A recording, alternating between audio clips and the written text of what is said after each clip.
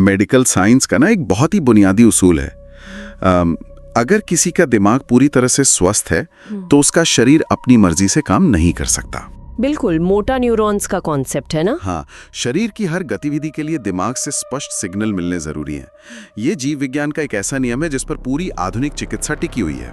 सही बात है। लेकिन जरा सोचिए, क्या हो जब देश के सबसे बड़े डॉक्टर एक MRI और EEG की रिपोर्ट हाथ में लेकर खड़े हों, जो पूरी तरह नॉर्मल हो। बिल्कुल, रिपोर्ट चीख चीख कर कह रही हो कि दिमाग में कोई खराबी नहीं है, लेकिन फिर भी बिस्तर पर पड़े मरीज का शरीर किसी और के नियंत्रण में काम कर रहा हो। अरे बाप रे, ये तो सच में रोंगटे खड़े कर देने वाली बात है ना? तो आज के इस गहन अध्ययन में हमारे सामने जो दस्तावेज, मेडिकल रिकॉर्ड्स और डायरियों के पन्ने हैं, वे हमें 2019 से 2021 के बीच घटी एक बहुत ही खौफनाक सच्ची घटना की ओर ले जाते हैं। ये कहानी है नैना शर्मा की। और मैं यहाँ शुरुआत में ही एक बात स्पष्ट कर दूं, इस पूरी पड़ताल का हमारा मुख्य उद्देश्य महज किसी डरावनी कहानी को सच या झूठ साबित करना नहीं है। हाँ, हम कोई जजमेंट नहीं दे रहे हैं। बिल्कुल, हम यहाँ उपलब्ध दस्तावेजों और दर्ज बयानों का बहुत ही निष्पक्ष विश्लेषण कर रहे हैं। हम ये समझने की कोशिश कर रहे हैं कि कैसे एक बेहद स्वतंत्र और आत्मविश्वास से भरी 22 वर्षीय LLB छात्रा का सामान्य जीवन एक मेडिकल रहस्य बन गया। एक ऐसा रहस्य जहां बड़े बड़े डॉक्टरों को भी हार माननी पड़ी। हाँ, और अंत में उन्हें आध्यात्मिक मदद लेने की सलाह देनी पड़ी। ये केस मनोविज्ञान, भौतिक विज्ञान और उन अनसुलझे रहस्यों के बीच का टकराव है जिसे समझना किसी के लिए भी चुनौतीपूर्ण है। बिल्कुल। और देखिए, हम सभी ने कभी ना कभी अकेलेपन में एक अजीब सी आहट या डर महसूस किया है।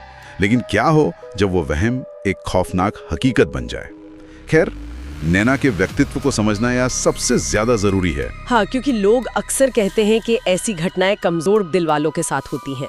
सही कहा, लेकिन नैना उनमें से बिल्कुल नहीं थी। वो लखनऊ में अकेले एक फ्लैट में रहती थी, और वो भी तब जब उसके माता पिता इसके सख्त खिलाफ थे। मतलब काफी निडर लड़की थी। बहुत निडर। दस्तावेजों में दर्ज बयानों के मुताबिक बात करते वक्त उसकी नजरें हमेशा सामने वाले की आंखों में होती थी। लोग कहते थे, इस लड़की में सच में दम है। मनोविज्ञान की भाषा में ना इसे एक मजबूत ईगो स्ट्रेंथ कहा जाता है। अच्छा। हाँ, जिन लोगों की ईगो स्ट्रेंथ मजबूत होती है वे बाहरी दबाव या किसी मानसिक वहम के प्रभाव में आसानी से नहीं आते। समझ गया। और उसका रूटीन भी एकदम मशीन की तरह सेट था। सुबह उठने के लिए 3 अलार्म लगाती थी, फिर एक बेहद कड़क चाय बनाती थी जिसे दोस्त मजाक में जहर कहते थे। जहर, कमाल है। हाँ, और फिर लाइब्रेरी की दूसरी मंजिल पर खिड़की के पास बैठकर घंटों पढ़ाई करना। जुडिशरी परीक्षा को लेकर वो इतनी फोकस थी कि अपने खर्च उठाने के लिए बच्चों को ट्यूशन भी पढ़ाती थी। जहाँ सब कुछ एक तय सुरक्षित फॉर्मूले पर चल रहा था। उसके दोस्त कम थे पर रिश्ते बहुत मजबूत थे। जैसे उसकी दोस्त रिया, जो रात 3 बजे भी मदद के लिए आ सकती थी। और एक सीनियर था अमन, जो हर बात को लॉजिक के तराजू पर तौलता था। लेकिन यहां से कहानी एक अजीब मोड़ लेती है। जनवरी 2020 की बात है। सबसे पहली दरार उसकी रातों की नींद में आनी शुरू हुई। स्लीप साइकिल बिगड़ना। हाँ, पर एक बहुत ही अजीब पैटर्न था। हर रात ठीक 2 बजे उसकी नींद एक झटके से खुल जाती थी, बिना किसी डरावने सपने के, बिना किसी शोर के। ठीक 2 बजे।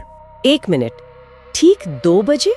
देखिए, तनाव में नींद ना आना आम है, लेकिन हर रात ठीक एक ही समय पर ऐसे जागना जैसे कोई घूर रहा हो, ये किसी साधारण अलार्म क्लॉक के बजने जैसा नहीं है। तो ये कैसा है? ये एक खतरे की घंटी यानी बर्गलर अलार्म जैसा है।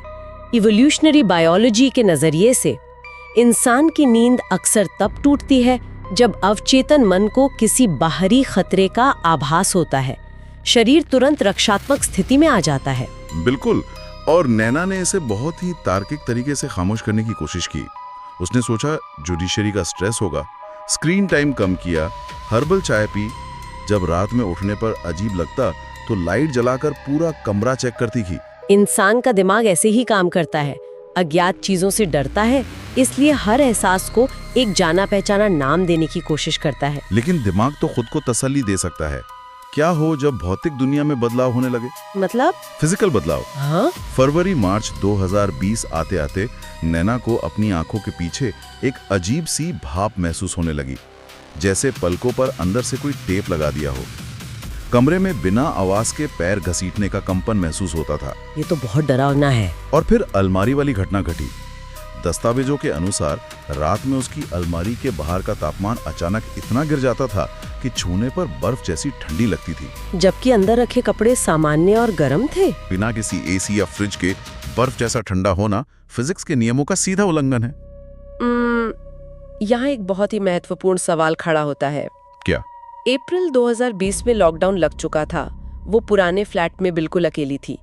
क्या ये संभव नहीं है कि ये दीवार की सीलन, हवा के दबाव या अकेलेपन के कारण पैदा हुआ कोई मानसिक भ्रम हो? हाँ, अकेलेपन में दिमाग कई बार खालीपन भरने के लिए आवाजें गढ़ने लगता है। लेकिन जो कपड़े नैना रात को सलीके से रखती थी, उनका सुबह बिखरा हुआ मिलना, या किचन में सीधा रखा ग्लास सुबह उल्टा मिलना। सही कहा। भौतिक वस्तुओं का अपनी जगह से हिलना केवल आइसोलेशन की एंजाइटी नहीं हो सकता। इसी वजह से उसने जून में फ्लैट बदला होगा। हाँ, नई जगह ली। शुरू के 2 हफ्ते सब शांत रहा, लेकिन तीसरे हफ्ते की रात ठीक 2:15 बजे उसे फिर वही पुराना एहसास हुआ।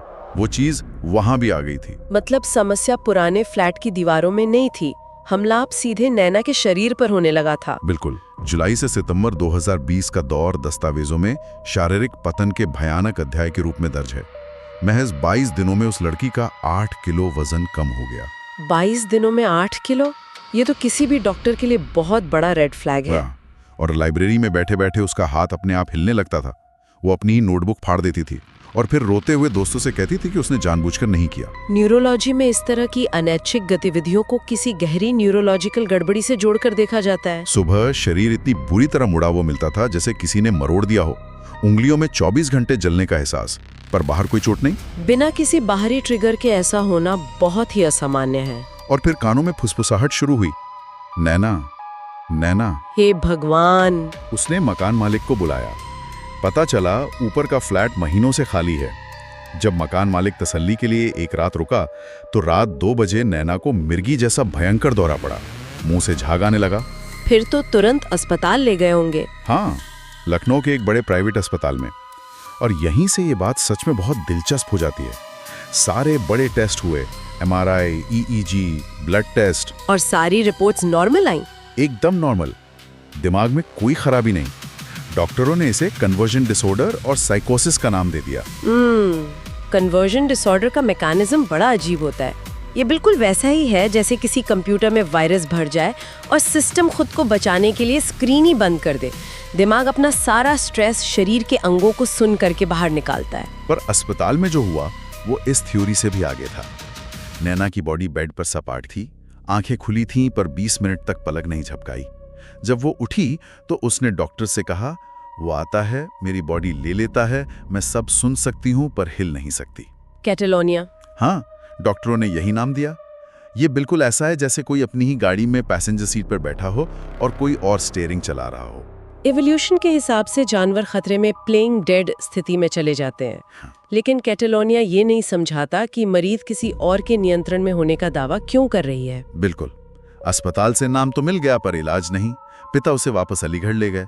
वहाँ वो जानवरों जैसी गुर्राने वाली आवाजें निकालने लगी। और दस्तावेजों में उसकी शारीरिक ताकत का भी जिक्र है ना? हाँ, उसने अपने 75 किलो के पिता को एक हाथ से हाँ, एक हाथ से उठाकर हवा में दीवार से सटा दिया। ये मेडिकल साइंस को पूरी तरह से चौंका देने वाला है।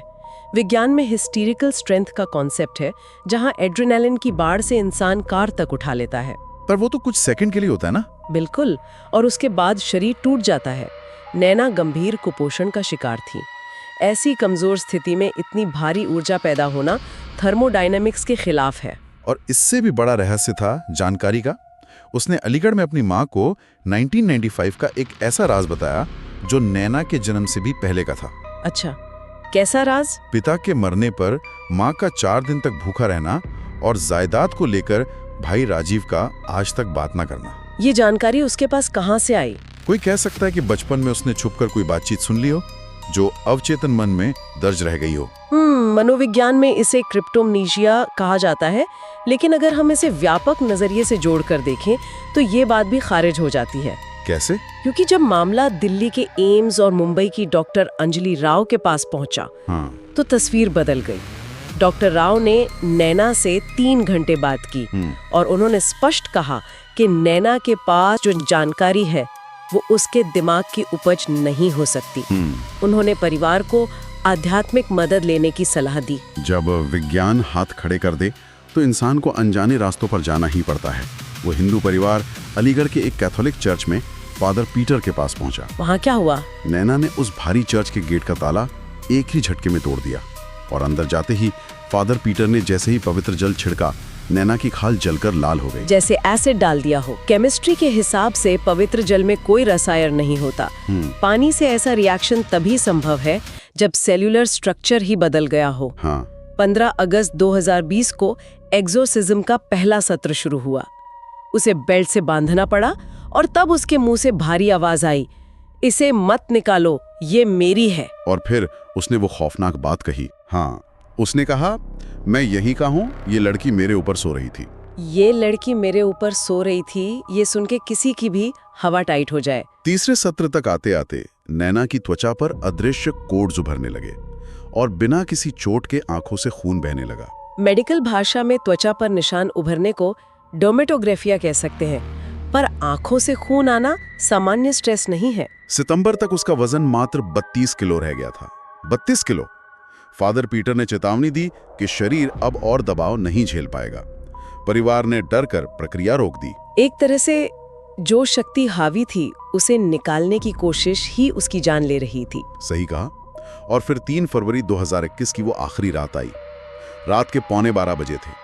उसने अपनी माँ से ठहरी हुई आवाज में कहा, मैं 2 साल से लड़ रही हूँ, अब थक गई हूँ। मैं पहली बार चैन में हूँ, अब दर्द नहीं है, बस थकान है। और फिर? और इतना कहकर उसका शरीर शांत पड़ गया। चेहरे पर एक योद्धा जैसी शांति थी। मेडिकल साइंस ने इसे हार्ट फेलियर कहा। महीनों तक स्ट्रेस हार्मोन्स चरम पे रहने से दिल काम करना बंद कर देता है। पर फादर पीटर का मानना था कि नैना हारी नहीं, उसका भौतिक शरीर अपनी सीमा पार कर चुका था। तो इस सब का आखिर मतलब क्या है? आज भी अलीगढ़ के उस घर में नैना का कमरा बंद रहता है।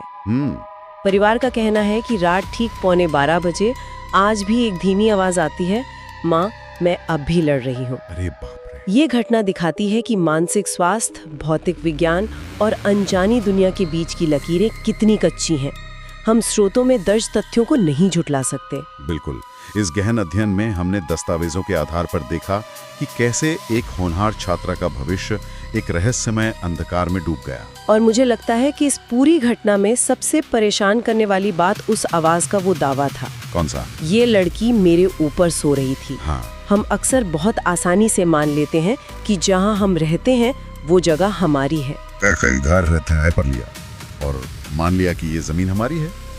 लेकिन डीप टाइम के पैमाने पर देखें तो सदियों से सभ्यताएं बस्ती और मिटती आई हैं। बिल्कुल। क्या कभी ये ख्याल आता है कि जिस जमीन पर इंसान खड़ा है, जिस बिस्तर पर वो सोता है, वो असल में किसका है? क्या अनजाने में ही हम किसी ऐसी जगह अतिक्रमण तो नहीं कर रहे जहां पहले से किसी और का कब्जा है? ये एक ऐसा सवाल है जो सच में सोचने पर मजबूर कर देता है।